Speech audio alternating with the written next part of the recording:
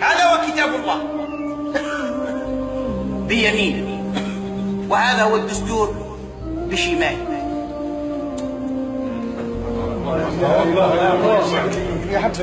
أنتم عندما دخلتم المسجد هل وجدتم أمام القرآن دستورا؟ شوف المساجد كلها تجارب، لا تجد الدستور، تجد النسخة. ملايين تاع البشرية كلها لا تدخل مسجدا في أمريكا ولا تجد فيه الدستور الأمريكي. لكن من الذي يحكم في واقع حياة الناس؟ هذا وليس هذا. أتستبدلون الذي هو أدنى بالذي هو خير؟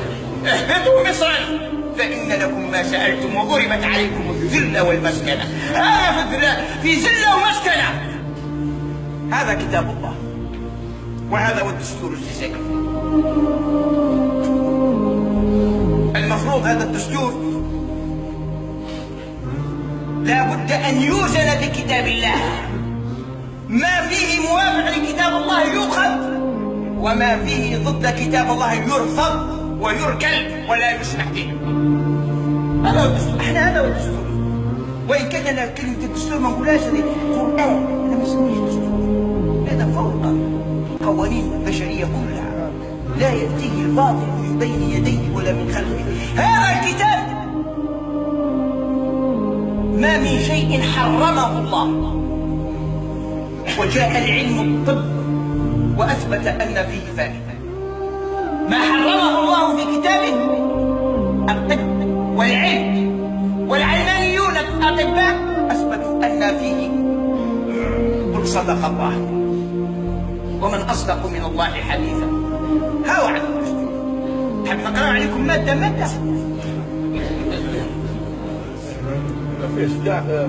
لكن هذا هو الذي يقال في البرلمان، لا يقال هذا.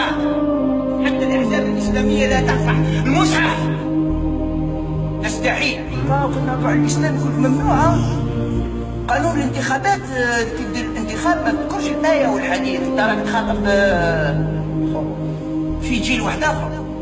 هذه أمة لا يحركها إلا كتاب الله، ولا يدفع بها إلى الخير إلا كتاب الله، ولا يجعل منها أمة. إن الله يرفع بهذا الكتاب أقواما ويضع به آخرين.